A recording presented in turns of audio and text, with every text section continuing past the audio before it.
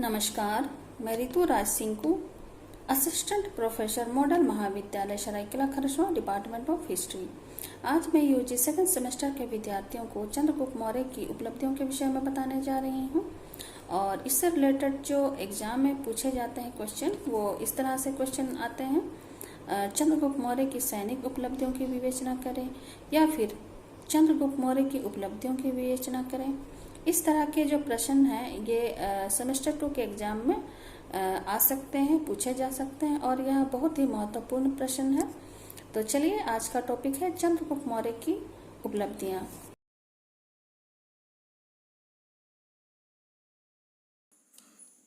चंद्रगुप्त मौर्य की उपलब्धियां। चंद्रगुप्त मौर्य एक कुशल सेना नायक व वीर योद्धा था।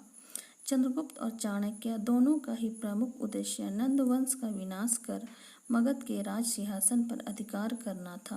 चंद्रगुप्त का विजय क्रम निम्नवत है। पहला, मगध पर प्रथम आक्रमण। बौद्ध ग्रंथ महावंश में चंद्रगुप्त व चाणक्य द्वारा मगध पर किए गए प्रथम आक्रमण का वर्णन है।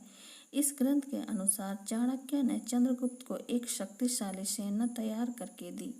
उसने नगरों एवं ग्रामों को विजित करना प्रारंभ किया, किंतु वहां के लोगों ने चंद्रगुप्त की सेना को घेर कर नष्ट कर दिया। किसी प्रकार चंद्रगुप्त व चाणक्य भागने में सफल रहे तथा वेश बदल कर घूमते रहे। एक रात को वे एक घर में रुके। वहां गृहस्वामिनी का बालक बीच से गर्म रोटी को खाने का बार बार असफल प्रयास कर रहा था। तभी उसकी माँ ने उसे समझाया कि तुम्हारा यह कार्य चंद्रगुप्त के समान है। तुमने रोटी के किनारे के भाग को पहले खाने के स्थान पर पहले बीच का भाग खाया, जिससे तुम्हारा मुंह जल गया। इसी प्रकार चंद्रगुप्त ने सीमा प्रांतों को अपने अधिकार में लिए बिना राज्य के मध्य भाग पर आक्रमण किया, जिससे जनता उसके विरुद्ध हो गई। वह सीमा प्रांत से आक्रमण करके उसकी सेना का विनाश कर दिया। इस वार्तालाप को सुनकर चंद्रगुप्त को अपनी भूल का पता चल गया। उसने अपनी योजना में परिवर्तन कर पहले पंजाब पर आक्रमण करने की योजना बनाई। यूनानी शासन का उन्मूलन व पंजाब पर अधिकार। चंद्रगुप्त व चाणक्य की मगध पर अधिकार करने की नवीन योजना के अंतर्गत प्रथम चरण पंजाब पर अधिकार करना था। पंजाब पर अधिकार करने के लिए वहां से यूनानियों का निष्कासन आवश्यक था, क्योंकि सिकंदर की विजयों के परिणाम स्वरूप पंजाब के बड़े भूभाग पर यूनानियों का अधिकार हो चुका था। चंद्रगुप्त व चाणक्य को अपनी योजना में सफलता प्राप्त करने के लिए धन, सेना, जनमत व राजकीय मित्रता की आवश्यकता थी। अतः उन्होंने इसी ओर अपना ध्यान केंद्रित किया तथा निम्न प्रयास किए। पहला, धन प्राप्ति हेतु प्रयास। महावंश टीका से ज्ञात होता है कि चाणक्य ने विंध्याचल के वनों में जाकर धन एकत्रित किया था। चाणक्य ने प्रत्येक कर्षापन के 8 कर्षापन बनाकर 80 करोड़ कर्षापन एकत्रित किया। सेना एकत्र करना। चाणक्य ने इसी गुप्त धन की सहायता से एक विशाल सेना का संगठन किया। अर्थशास्त्र के अनुसार इस सेना के सैनिक निम्नलिखित वर्गों से लिए गए थे। पहला, चोर अथवा प्रतिरोधक। दूसरा, मलेच्छ। तीसरा, चोरगण। चौथा, आटविक। पांचवा, शास्त्रोपजीवी श्रेणी। जस्टिन चंद्रगुप्त की सेना को डाकुओं का गिरोह कहता है। पंजाब की समस्त गणतांत्रिक जातियों तथा राज्यों और वहां के साधारण निवासियों में जो बहुमूल्य सैनिक सामग्री तथा साधन, जो निहित क्षमताएं तथा संभावनाएं प्रचुर मात्रा में उपलब्ध थी, उनका लाभ उठाने तथा एक बार पुनः उनका उपयोग करने का श्रेय चंद्रगुप्त की मेधावी प्रतिभा को मिला। इस आधारभूत सामग्री तथा जनता से प्रतिरोध की अदम्य भावना से स्वतंत्रता के संग्राम में विजय प्राप्त करने के लिए एक सुसंगठित सेना तैयार करने में कोई कठिनाई नहीं हुई। तीसरा, अन्य राज्यों से मैत्री संधियां।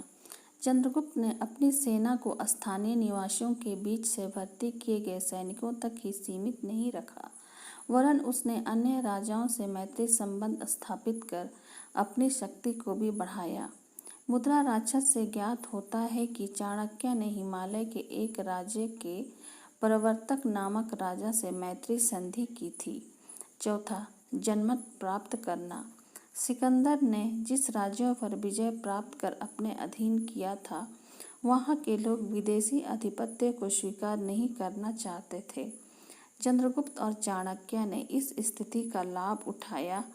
उन्होंने यूनानी शासन के विरुद्ध इन राज्यों को भड़काया। चाणक्य ने अपनी पुस्तक अर्थशास्त्र में विदेशी शासन की निंदा की है तथा उसे देश और धर्म के लिए अभिशाप कहा है।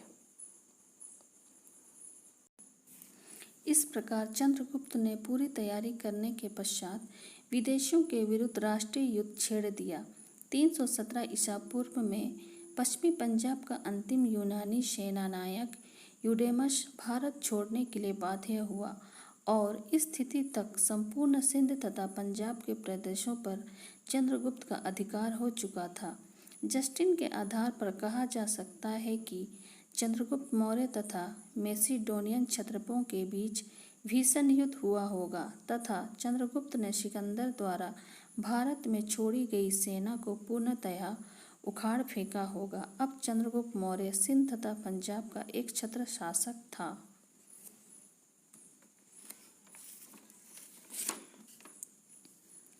तीसरा, मगध पर पुनः आक्रमण। पंजाब पर विजय प्राप्त करने व अपनी सेना को सुसंगठित करने के पश्चात चंद्रगुप्त ने सीमांत प्रदेशों से अपना विजय अभियान प्रारंभ किया। जैसे जैसे वह इन प्रदेशों पर विजय करता जाता था, वैसे वैसे वह वहां अपनी सेना भी नियुक्त करते जाता था। इस प्रकार सही रणनीति को अपनाकर उसने मगध पर आक्रमण किया। इस युद्ध में चंद्रगुप्त की सहायता प्रवर्तक नामक राजा ने की थी। यह युद्ध बड़ा ही घमासान तथा भयंकर रहा। अंततः घनानंद मार डाला गया और चंद्रगुप्त का मगध साम्राज्य पर अधिकार हो गया। चंद्रगुप्त मौर्य 322 ईसा पूर्व भारत के एक विशाल साम्राज्य का शासक बन गया। चौथा, सेल्यूकस के विरुद्ध युद्ध। सिकंदर की मृत्यु के पश्चात उसके पूर्वी प्रदेशों का उत्तराधिकारी सेल्यूकस हुआ। वह एंटियोकस का पुत्र था। सेल्यूकस सीरिया का शासक था। वह अपने सम्राट द्वारा जीते गए भारत के प्रदेशों को पुनः अपने अधिकार में लेने का उत्सुक था। इस उद्देश्य से 305 ईसा पूर्व के लगभग उसने भारत पर पुनः आक्रमण कर सिंध तक आ पहुंचा। परंतु इस समय का भारत सिकंदर कालीन भारत से पूर्णतया भिन्न था। अतः अब सेल्यूकस को विभिन्न छोटे छोटे प्रदेशों के सरदारों के स्थान पर एक संगठित भारत के महान सम्राट चंद्रगुप्त मौर्य से युद्ध करना था। इस युद्ध में सेल्यूकस पराजित हुआ और 303 ईसा पूर्व में चंद्रगुप्त और सेल्यूकस के मध्य संधि हुई। संधि की शर्तें निम्नलिखित थी। पहला, सेल्यूकस से चंद्रगुप्त को आर्कोसिया, कंधार, पेलोपोनेसाई, काबुल, एरिया, हेरात एवं जड्रोसिया मकरान तट मिले। दूसरा, चंद्रगुप्त ने सेल्यूकस को 500 भारतीय हाथी उपहार में दिए। तीसरा, दोनों नरेशों के मध्य वैवाहिक संबंध स्थापित हुआ। सेल्यूकस ने अपनी पुत्री हेलेना का विवाह चंद्रगुप्त मौर्य से कर दिया। चौथा, सेल्यूकस ने मेगस्थनीज नामक अपना एक राजदूत चंद्रगुप्त मौर्य के दरबार में भेजा। वह बहुत दिनों तक पाटलिपुत्र में रहा तथा भारत पर उसने इंडिका नामक पुस्तक की रचना की। इस प्रकार सेल्यूकस की पराजय के परिणाम स्वरूप भारत पर कुछ समय के लिए यूनानी आक्रमण का भय न रहा। यह निश्चय ही चंद्रगुप्त की एक महत्वपूर्ण सफलता थी। इस समय से ही भारत तथा यूनान के बीच राजनीतिक संबंध प्रारंभ हुआ, जो बिंदुसार और अशोक के समय में भी बना रहा। पांचवा, दक्षिण विजय। चंद्रगुप्त मौर्य के दक्षिण विजय के विषय में जैन तथा तमिल स्रोतों में कुछ संकेत मिलते हैं। जैन परंपरा के अनुसार अपनी वृद्धा अवस्था में चंद्रगुप्त श्रावणबेलगोला कर्नाटक राज्य नामक स्थान पर आकर बस गए। यहीं चंद्रगिरी नामक पहाड़ी पर चंद्रगुप्त तपस्या किया करता था। यदि इस परंपरा पर विश्वास किया जाए तो कहा जा सकता है कि चंद्रगुप्त अपने जीवन के अंतिम दिनों में उसी स्थान पर तपस्या के लिए गया होगा जो उसके साम्राज्य में स्थित हो। इससे श्रावणबेल गोला तक उसका अधिकार प्रमाणित होता है। परंतु उपर्युक्त जैन तथा तमिल परंपराओं को अनेक विद्वान ऐतिहासिक नहीं मानते, अतः इसमें हम अधिक विश्वास नहीं कर सकते। छठवां, पश्चिमी भारत पर विजय। शक महाक्षत्रप रुद्रदामन की गिरनार अभिलेख 150 ईस्वी से इस बात की सूचना मिलती है कि चंद्रगुप्त मौर्य ने पश्चिमी भारत में सौराष्ट्र तक का प्रदेश जीतकर अपने प्रत्यक्ष शासन के अंतर्गत कर लिया था। इस अभिलेख से ज्ञात होता है कि इस प्रदेश में पुष्यगुप्त वैश्य चंद्रगुप्त मौर्य का राज्यपाल था और उसने वहां सुदर्शन नामक झील का निर्माण करवाया था। पुष्यगुप्त सौराष्ट्र का प्रांतीय शासक था। सौराष्ट्र की विजय के परिणाम स्वरूप मालवा व उज्जैन पर भी चंद्रगुप्त का अधिकार हो गया। चंद्रगुप्त मौर्य का साम्राज्य विस्तार। इस प्रकार चंद्रगुप्त मौर्य का साम्राज्य संपूर्ण भारत में फैल गया। प्लूटार्क ने लिखा है कि उसने 6 लाख की सेना लेकर संपूर्ण भारत को रौंद डाला और उस पर अपना अधिकार कर लिया। जस्टिन के विवरण से ज्ञात होता है कि संपूर्ण भारत उसके अधिकार में था। चंद्रगुप्त का विशाल साम्राज्य उत्तर पश्चिम में ईरान की सीमा से लेकर दक्षिण में वर्तमान उत्तरी कर्नाटक तक विस्तृत था। पूर्व में मगध से लेकर पश्चिम में सौराष्ट्र तथा सोपारा तक का संपूर्ण प्रदेश उसके साम्राज्य के अधीन था। इतिहासकार स्मिथ के अनुसार हिंदुकुश पर्वत भारत की वैज्ञानिक सीमा थी। चंद्रगुप्त मौर्य का अंत।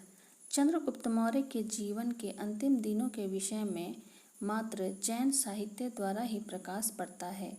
जैन परंपराओं के अनुसार अपने जीवन के अंतिम दिनों में वह जैन हो गया तथा भद्रबाहु की शिष्यता ग्रहण कर ली। उसके शासनकाल के अंत में मगध में 12 वर्षों का भीषण अकाल पड़ा। ऐसे समय में जैन मुनि भद्रबाहु ने जैन धर्मावलंबियों के साथ दक्षिण भारत की ओर प्रस्थान किया। चंद्रगुप्त मौर्य भी भद्रबाहु के साथ श्रावणबेलगोला चला गया तथा उसने अंतिम दिन जैन धर्म के अनुयायी के रूप में दक्षिण भारत में ही व्यतीत किए। इसी स्थान पर 298 ईसा पूर्व के लगभग उसने जैन विधि से उपवास पद्धति द्वारा प्राण त्याग किया। इसे जैन धर्म में संलेखना कहा जाता है। मूल्यांकन। चंद्रगुप्त एक कुशल योद्धा, महान विजेता एवं साम्राज्य निर्माता था। वह एक सामान्य कुल में उत्पन्न होते हुए भी अपनी योग्यता और प्रतिभा के बल पर एक सार्वभौम सम्राट के पद पर पहुंच गया। चंद्रगुप्त मौर्य प्रथम व्यक्ति था जिसने न केवल यूनानी व वैदेशिक आक्रमणों को विफल किया वरन भारत के बड़े भूभाग को यूनानी आधिपत्य से मुक्त कराया। चंद्रगुप्त ने ही सर्वप्रथम भारत को राजनीतिक एकता प्रदान की। निसंदेह यह एक महत्वपूर्ण उपलब्धि थी।